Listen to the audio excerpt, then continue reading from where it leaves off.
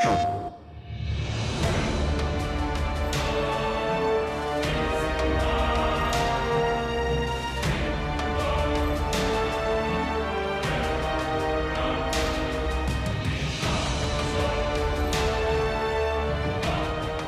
I'm Todd Pappy, Game Director at God of War Ascension. What you're about to see is a making of video that we've been shooting over about 2+ years. It gives you a good idea of the inception of an idea all the way through to the final product. Keep in mind that this is a work in progress. Enjoy. The avatar system is a way for you, the player, to create something that's yours. So it's basically you create your guy, you create your hero, your Spartan, and you bring him into the multiplayer universe, and that's your representation of you in the God of War world. You're not Kratos, you're your own Spartan, you're your own hero in our world. And I'm really excited about it because we haven't had that before. It's up to the user. So really what we have to do is give a lot of amazing options that the user can try to make their own Kratos. You can make them however you want, but then you battle other players that have done the same thing. And you can really test out those combos. You can really test out those skills, not on AI, but you can actually fight other players and really create a whole new expansive experience. Initially, we started with this more buff version of Kratos, and so they wanted to kind of see different armor. I was playing with like an elephant theme, and some were just big, and some just had some ornate design on them, along with crazy intricate belt buckles. These are just all basic designs that we're working with right now. Nothing's concrete yet. You can be as crazy looking as you want to, or you can be as cool looking as you want to. We did have to make sure that every armor set has its own personality, and that it speaks to the characters and creatures that are in the game. We have a helmet piece, we have a chest, shins, gauntlets, we also have shoulder pads, and we have skirts. This is the Kraken armor, inspired by the Kraken in God of War 2, trying to incorporate all the colors, which is very green and orange. I was thinking that Kratos, or the Avatar in this example, maybe after the killing of the Kraken, he took the parts and pieces of the body and tried to use that as armor somehow. Got this squishy, fleshy feel inspired by sea life. Asymmetry was a big part of trying to make these feel unique, to kind of offset things from looking cookie-cutterish. So the weapons were pretty tough because we had to do a lot. The theme is also very important. So there's just like a lot of things to really think about. Like I had to think about the theme, and I had to think about how the weapons are gonna look. We knew what we wanted the themes to be. We wanted Zeus, Ares, Hades, and Poseidon. Zeus had to be sharp and also prestigious, so that's why it has kind of like a sharp tip. It looks like it could be a very fast weapon. The Ares, I felt, should be more blunt, a little bit harder. The blunt shape is very important. With the Hades, since he's kind of the underworld, it was very much asymmetry, spiky. You don't want to get hit by the sword because it'll jack you up, right? With the Poseidon one, it was all about negative space, and it looks like a trident. Then I started exploring the effects. With Zeus, I was pushing the idea of like just lightning and more of like this goldish yellow. Poseidon, it was very obviously aquatic. And I think eventually they went with like ice. Ares, which was fire. For Hades, it was really cool to kind of say, what if souls came out of the sword, right? All these colors and all these different kind of themes are very different. It's very important that they're clear. Code has now completed this thing that allows us to swap out the armor pieces on a character now, as well as give us the ability to hold different weapons in their hand, and that switches out their animations that come with them and stuff. Very exciting. I mean, that's extremely exciting. I can't wait to get that done and get that out there. It was a big challenge because of all the pieces that needed to come together, all of the high-quality artwork that needed to be created. We had to build a system that would allow that artwork to fit in memory, be loaded quick enough, and let the player build out his character in a way that it wouldn't limit him.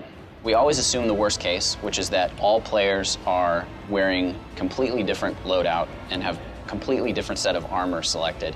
So each character has enough memory to hold a complete set of his own armor. That way we avoid any problems with certain combinations of everybody picking different things causing memory overflows.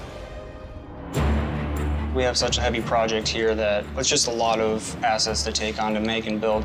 What we do is we'll send them out to a company, we'll hand them the concept art and build the assets, and then what happens is it comes back to us, and then we're allowed so many iteral changes on that. So the screen here on the left is basically just the attributes that control the shader itself. This first layer is set up with basic texture maps, controlling the overall underlying layer of the armor. So as you can see, if I turn down the diffuse, this whole chest piece pretty much turns black except for the metal here. And if I go down to the second layer, there's a mask in this that only affects this metal section. So if I can mess with the specular value of this shader right here, it's gonna overall take away any specular value of that. And we can also change the color as well. So it can be whatever color you prefer. It could be more like a yellow or gold. Once this goes into game, we end up writing it into a file with specific values. There's a text file that basically just calls in those values and switches out the colors. The UI changes for this game been trying to push bigger change than in previous God of Wars. And the reason why is that the player will spend more time in the user interface seeing the same thing than he did in any one spot in the game. User interface deals with anything in the game that happens to be a heads-up display element or HUD, and also we work with objects in the world as far as like levers or anything in the world that might need an indicator or something to lead the player along the direction that the director wants to take him through gameplay. These are what we would call a HUD element, or things like these meters right here that fill up, flip to a different camera. So now you should be able to kind of see how the HUD might look as an overlay on top of all the things in the world. And you can see back here, we've got, environments in the background. We've got these blue cubes moving around, which are kind of representative of a future menu. This is our MP lobby. So this is a great example of kind of like the mixed media approach to UI. So HUD elements, and then back here, world elements. This is what these flying blue blocks are eventually going to be. It's going to be a menu made of amber gems lying around that helps the user navigate between all the many, many menus in the multiplayer lobby. And then as you switch from menu to menu, the focus of what you're looking at is going to be changed. When talking pure combat, the first thing that people customize is probably their weapon. That's going to define their player style. Like the sword is going to lean more towards kind of power and just breaking one player down. The hammer is more about concussions, hitting lots of people, maybe a little bit more resistance and tankiness. When people go to their armor, part of it's the look, but it also has some stats on it that can help define your play as well. So it's like, if you want to go full damage, you probably want to get the sword. You probably want to get one of those armors that also enhance your damage. Or you can pick a hammer and pick some more of the resistance armors and be really tanky, And there's things in the middle that you can pick too. You can lower cooldown, so it's like, okay, I don't want to be that strong or tanky, but I actually want to just do my moves really quickly, escape really quickly, and just be annoying on the battlefield. So it's like, that's what we're looking at when we're looking at the stats and things like that to see if those customizations allow for that flexibility. Anything we could do to make the weapon have like a personality through these specials to the attributes. I mean, even the stats on the weapons are different, but that's just a small part of what makes them different. What really makes them different is the gameplay that we have with the different specials and abilities. We kind of find that the more and more we do crazier things with each weapon, give them like auras or unique abilities or like hazards I can place, the funner they are and the more they stand out. So I think as we go on, each time we design a new weapon at this point, it has like some kind of crazy gimmick, and I think we'll probably find that we have to go back to some of the first weapons and add some of that stuff back in.